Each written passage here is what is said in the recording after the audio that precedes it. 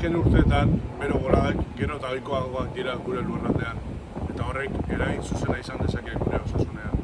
Horregatik, beharrezkoa da informazioa eta segurtasun arazoak bermatzea. Fenomeno meteorologiko horiek gero eta maizago eta biziago gertatzen ari dira klima aldaketen ondorioz, eta gero eta eragin handiagoa dute pertsonen osasunean, ingurumenean eta eguneroko bizitzan. Unez Jauregik azaldu digu nola pasatu duen azken bero bolada hau.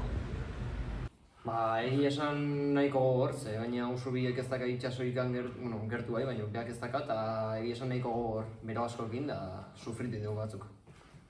Temperatura altuek bero kolpea, deshidratazioa edo osasun arazo kronikoak okertzea eragin dezakete. Arriskurik handiena adineko pertsonek, haur txikiek, haurdun dauden emakumeek, gaixotasun kronikoak dituztenek eta kanpoan lan egiten edo jarduera fisikoa handia egiten dutenek dute. Horregatik, bero bolada batean prebentzioa funtsezkoa da. Gomendagarria da ura maiz edatea, arropa arina eta kolore argiko erabiltzea, etxe bizitzak fresko mantentzea eta eguzkiaren ordu bere honetan kanpoko jarduera saihestea.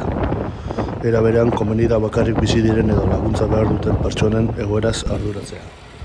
Bero boladen aurrean gero eta garrantzi handiagoa hartzen ari dira babesleku klimatikoak.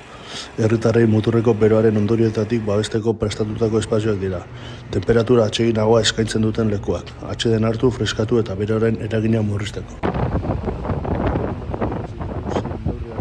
Bero bolada honetan. Joan naiz asko hondartzara eta piztinetara, eta hortaz aparte, noski krema hartu,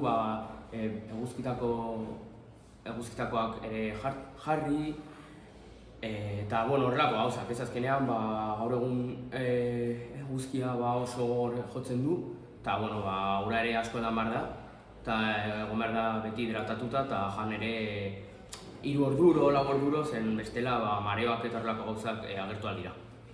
Babesleku klimatikoak eraikin publikoak izan daitezke, hala nola liburutegiak, kultura etxeak, gizarte zenturak edo kirol instalazio batzuk.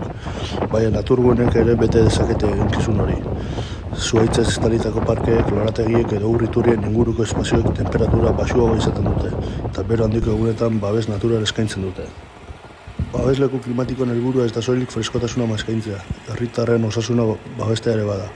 Horregatik udalerri askok sare horiek indartzen ari dira. Espazio gehiago egokituz eta herritarren haien kokapenaren eta erabileraren berri emanez.